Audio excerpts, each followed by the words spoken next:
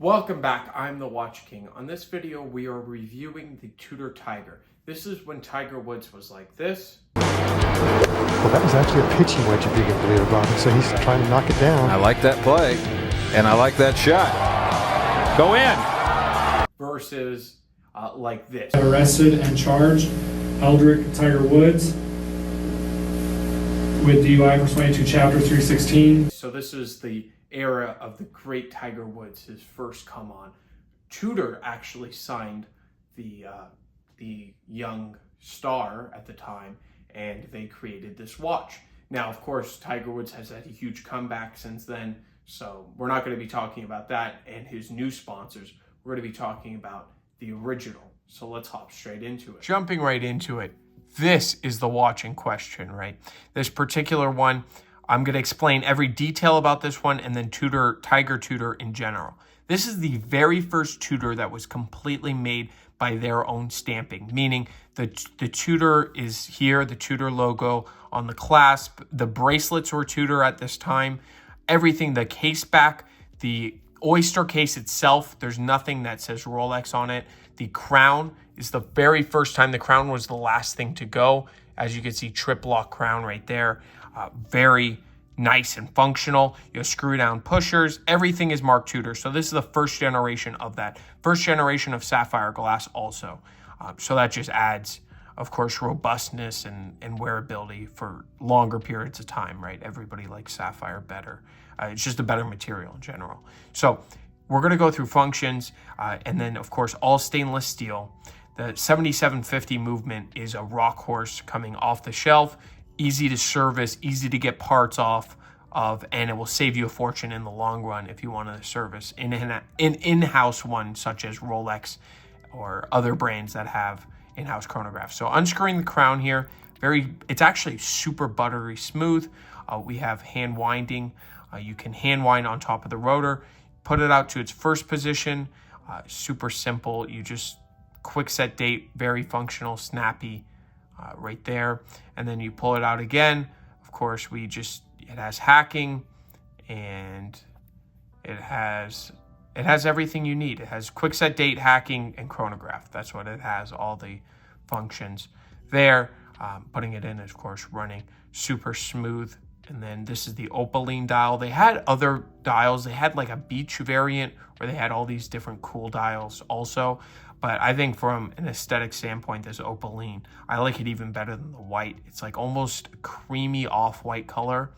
Really nice in person. So that covers all the basics with the watch. 40 millimeters. It's a thick one because it has to fit that ETA at the time, 7750. Drilled lug holes. And there's also another set of, there's another set where you can put in spring bar. That's for this piece.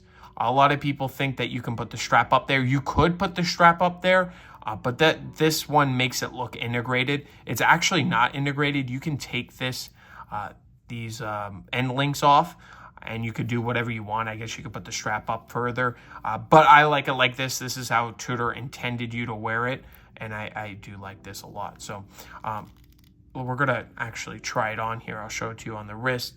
On top of that, this wristwatch check of the day, my Oyster Perpetual. Love it to bits. I originally wanted to keep this watch for myself, but then I saw the condition when I did see it in person, and I said, you know what, I will never wear it as much as somebody should. Original case back sticker there, Tudor signed back, of course, at this time. They did that. A fun fact about this particular watch, I have everything original to it, meaning the papers and all that stuff that you would get from the AD, exactly how you would. It's super tight because it hasn't been worn that much. There you go on the wrist. So it fits really well. The only situation I wouldn't recommend for this watch is maybe a dress dinner party.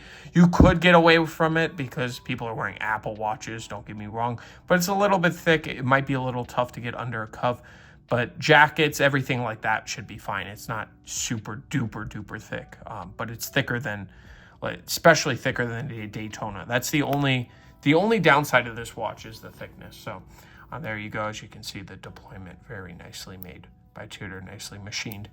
there. So yeah, that covers everything on the aesthetics. Now we're going to get to value and price point and all that type of stuff right here. So what is the value of it? Well, the value is you're getting an automatic date complication, which that's my biggest problem with it.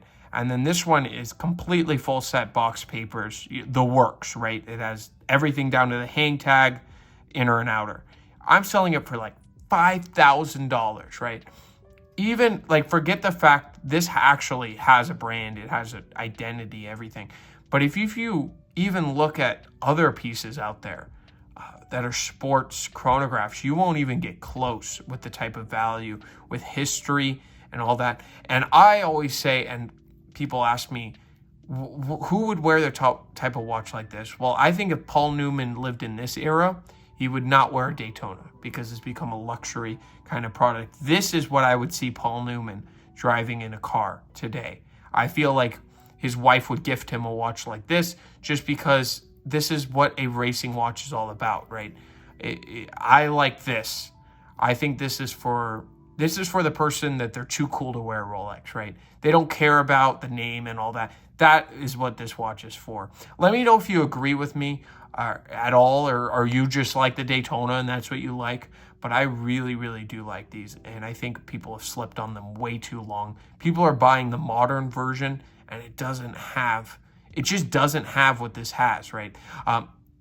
Another fun fact about this particular watch was produced in 1998, but actually didn't sell till 2002, December of 2002, because of the papers.